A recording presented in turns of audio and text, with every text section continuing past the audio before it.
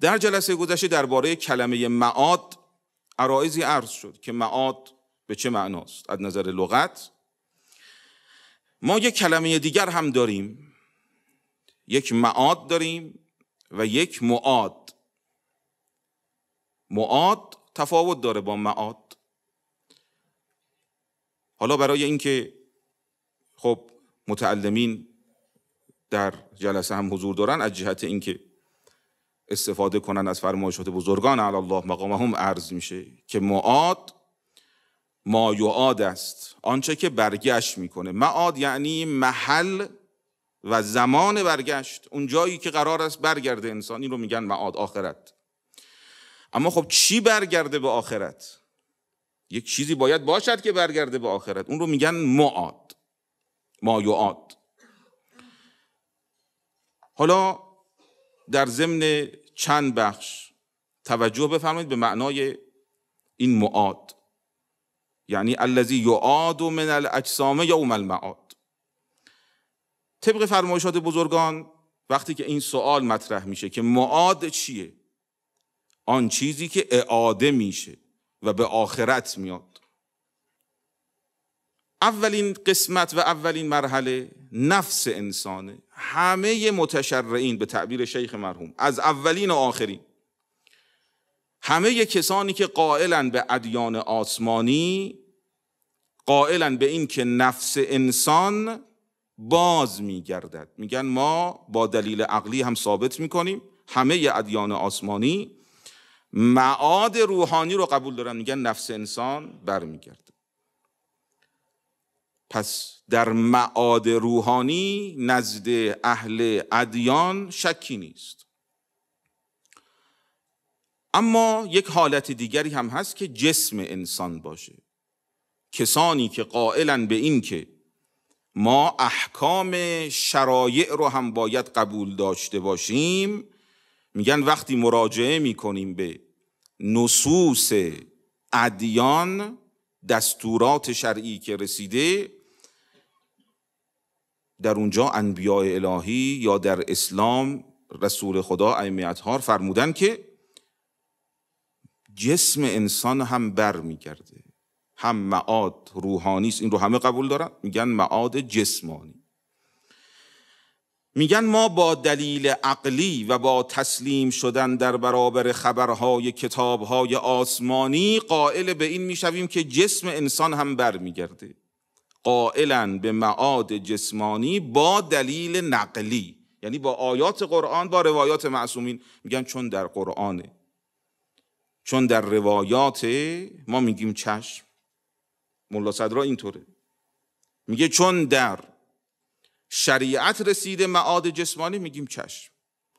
اما نکته‌ای که هست این که شیخ مرحوم علی الله مقامه معاد جسمانی را هم به طور نقلی و هم به طور عقلی ثابت کردند. پس دو مرحله شد، نفس انسان برگردد و اعاده بشه و معاد داشته باشه، معاد باشد، و یکی هم جسم انسان. حالا در بحث جسم خودش نظریات مختلفه. 4 نظر درباره این است که چطور جسم انسان برمیگرده، معاد در جسم انسان چیه.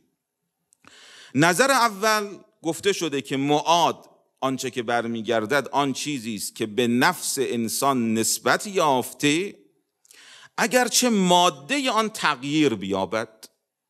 حتی اگر ماده تغییر کنه، همین که نسبت پیدا کرد به انسان، حالا به تحصیلات نفسانی است، به هر گونه ای نسبتی پیدا کرده، مال انسان شده، این برمیگرده.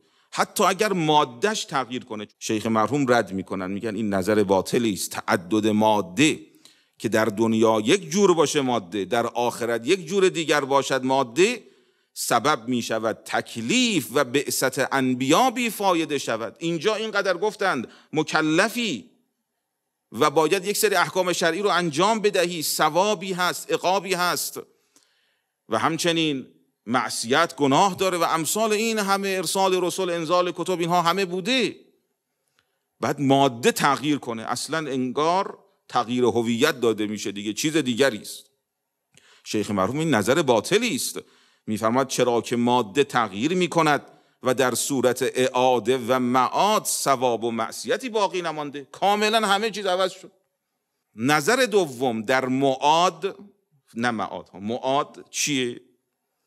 میفرماید نظر دوم این است که معاد آن چیزی است که در دنیاست به ماده اش، همون ماده که در دنیاست برمیگرده و در آخرت صورت تغییر میکنه. همون ماده دنیا میاد، صورت تغییر کرد.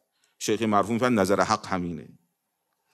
میفرماید معاد همان است که در دنیا بوده، همان ماده که در دنیا بوده برمیگردد، اما صورت تغییر کرده. صورت چی شده؟ صورت شده هیئت عمل شخص. هر کسی هیئتی داره در آخرت. سیجزیهم وصفهم. همانه. باز نظر سوم که نظر باطلی است و گفته شده این است که معاد آن چیزی است که در دنیاست و ماده و صورتش هیچ تغییر نمی کند. هم ماده هم صورت، هر چی تو این دنیا بوده همون میاد آخرت. شیخ مرحوم میفهمند متشرعین، کسانی که اهل شریعتن، قائلن به این که صورت تغییر میکنه. بعضی ها خنزیر میشن، قرده میشن، حیوانات مختلف میشن در آخرت. اذا الوحوش حشرت، اذا الوحوش حشرت. حیوان ها هستن در آخرت، یعنی همین انسان ها که حیوان رتبه انسان هستند و در آخرت محشور میشن. و اذا الوحوش حشرت. متشرعین میگن صورت ها تغییر میکنه. و چیه تو میگی ماده و صورتی که همین جاست میاد؟ بعضی هاشون که بودن میگفتن نه، همین اعراض هر چی هست میاد، که در فرمایشات آیه شریف طباطبایی گویا در اجتناب است یا در جای دیگر. میگن این چه معاد عجیب و غریبی شد که همه کثافات و قاذورات و هر چه که از بدن ازاله شده و خارج شده همه اینا باید باشه با بدن. میگه همه میاد. و میفهمن نه، این نظر باطلی است. نظر چهارم این هم باطل. میفرماید بعضیا میگن معاد آن چیزی است که در دنیاست به صورتش، مادهش تغییر میکنه. عجب، همین صورت دنیا میاد اما ماده عوض میشه. میفهمد این همون اشکال شماره 1 پیش میاد. تعدد ماده سبب میشود تکلیف و بعثت انبیا بی فایده شود، چرا که ماده تغییر میکند و در صورت اعاده و معاد ثواب و معصیتی باقی نمانده، از بین رفته، ماده ای نیست. پس ما علاوه بر اصطلاح معاد، اصطلاح معاد هم داریم، یعنی ما یعاد. و 4 نظر در این باره هست که نظر دوم عرض شد نظر حق است که نظر شیخ مرحوم علی الله مقامه و نظر مکتبه این بزرگوار باشه. حالا دلایلی که در این زمینه هست باید در جلسات آینده بررسی شود ان شاء الله.